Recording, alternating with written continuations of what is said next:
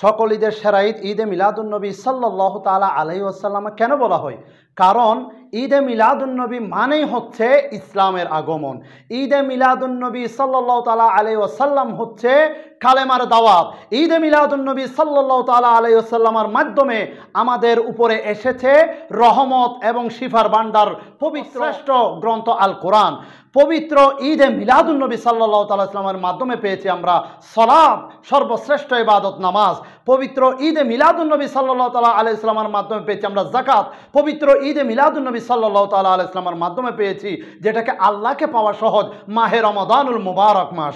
পবিত্র ঈদে মিলাদুন্নবী সাল্লাল্লাহু তাআলা ইসলামের মাধ্যমে পেয়েছি আমরা মুসলমানদের সর্বশ্রেষ্ঠ মহাসম্মেলন হজ। এগুলি সব আমার নবী আগমনের মাধ্যমে, আমার নবী আসার কারণে পেয়েছি। সেই জন্য এটা সকল ঈদের সেরা ঈদ। এটা 18,000 মখলুকাত সৃষ্টির সেরা জীব যারা যারা রহমত পায় আমার নবীর উসিলায়, এর কারণে এটা হচ্ছে সেরা ঈদ।